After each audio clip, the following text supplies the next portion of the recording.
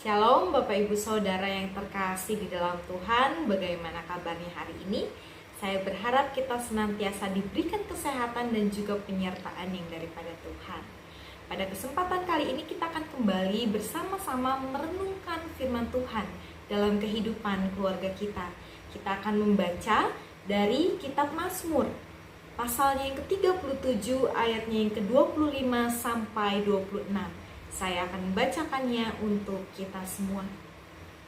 Dahulu aku muda, sekarang telah menjadi tua, tetapi tidak pernah kulihat orang benar ditinggalkan, atau anak cucunya meminta-minta roti. Tiap hari ia menaruh belas kasihan dan memberi pinjaman, dan anak cucunya menjadi berkat. Keluarga yang diberkati Tuhan itu menjadi tema perenungan kita pada hari ini. Bapak Ibu Saudara, jika kita berpikir tentang keluarga yang diberkati oleh Tuhan, apa yang terlintas di dalam pikiran kita?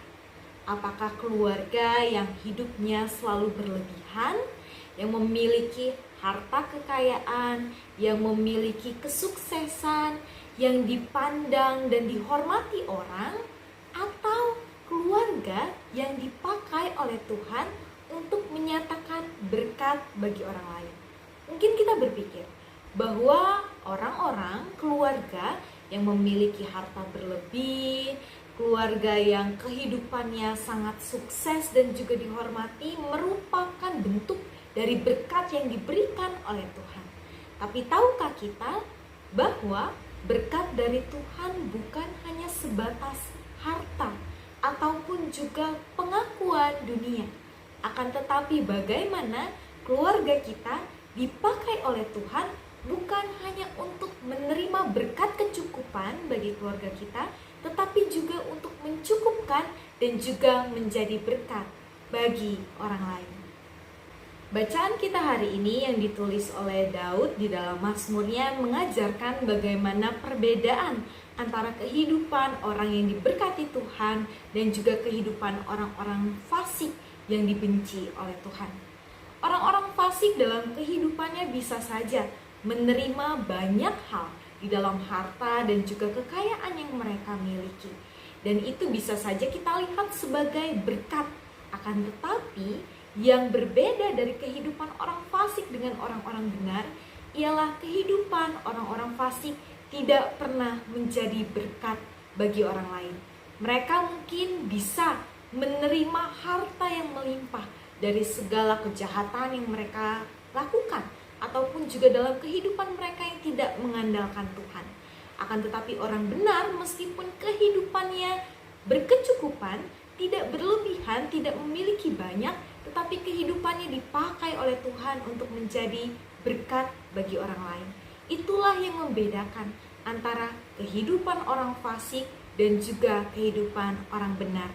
Dan sebagai keluarga-keluarga Kristen, kita diminta untuk menjadi keluarga yang hidup secara benar seturut dengan kehendak Tuhan, yang bukan hanya menerima berkat, tetapi juga menyatakan berkat bagi orang lain.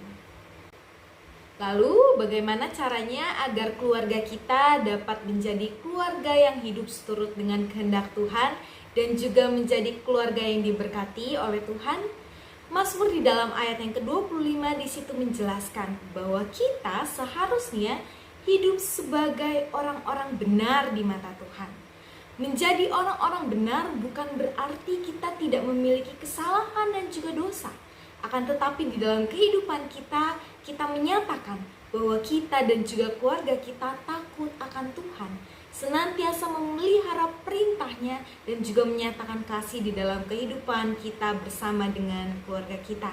Dengan kita yang hidup benar di mata Tuhan, maka keluarga kita akan senantiasa diberkati oleh Tuhan. Kita tidak akan pernah kekurangan. Bahkan dikatakan di situ, anak cucunya tidak akan meminta-minta roti. Keluarga yang hidup senantiasa benar di mata Tuhan tidak akan ditinggalkan oleh Tuhan.